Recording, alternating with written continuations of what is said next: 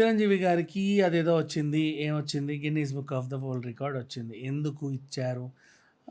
156 సినిమాల్లో 537 పాటలకి గాను 24,000 స్టెప్పులేసినందుకు మీకు ఈ అవార్డు ఇచ్చాము అని చెప్పుకొచ్చారు. 24,000 2,40,000 ఏంటో మరి. సరే మొత్తానికి ఎన్నైతే ఏముందిలే గానీ అవార్డ్ అయితే వచ్చింది. అవార్డ్ ఏంటి? గిన్నీస్ బుక్ గిన్నీస్ బుక్‌లో పేరెక్కింది. గిన్నీస్ బుక్ పెద్ద ఏదో కాదమ్మా. అది వచ్చినంత మాత్రాన మనకు ఒరిగేది మాత్రం ఏముండదు. అదొక గుర్తింపు మాత్రమే చేసిన కృషికి. ఇప్పుడు అదే చెప్పాలంటే అంటే మనం అప్లికేషన్ పెడితేనే వాళ్ళొచ్చి పరిగణలోకి తీసుకొని అప్పటి వరకు ఆ రికార్డ్ ఎవరి మీద లేదంటే నీకు ఇస్తారు అంతే. ఇకపోతే ఏం జరిగింది? రాఘవ ఉన్నాడు, జబర్దస్త్ రాఘవ. ఆయన స్కిట్‌లు ఇప్పటివరకు ఒక పలానా షోలో వితౌట్ యాబ్సెన్స్ కంటిన్యూగా స్కిట్‌లు చేయడం. పైగా పండగకి, పబ్బాకి కూడా దసరా, సంక్రాంతి, దీపావళి ఉత్సవాలకు కూడా స్టేజ్ మీద ఈవెంట్స్‌లో స్కిట్‌లేసాడు. అన్ని స్కిట్‌లు ఇంతకుముందు ఎవరైనా వేశారా? ఎవరు వేయకపోతే రాఘవకి award.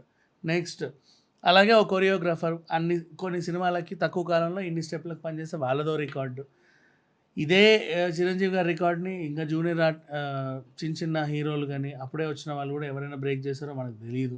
So, Guinness record is nothing but అప్పటి వరకు ఎవరు చేయలేనిది నువ్వు నీలో ఉన్న అడిషనల్ క్వాలిటీని ఏదన్నా గుర్తించి అప్లికేషన్ పెడితే, వాళ్ళు కూడా వచ్చి అరే! వచ్చిన అప్లికేషన్ సరిగ్గానే ఉంది అని తేలితే ఖచ్చితంగా వచ్చి ఇదిగో బాబు నీకు గిన్నిస్ రికార్డ్ అని చేతిలో పెట్టేసి వెళ్తారు. అది పెద్ద విషయం కాదు. అది సాధించినంత మాత్రాన ఏదో ప్రపంచాన్ని జయించినంత గొప్పేం కాదు.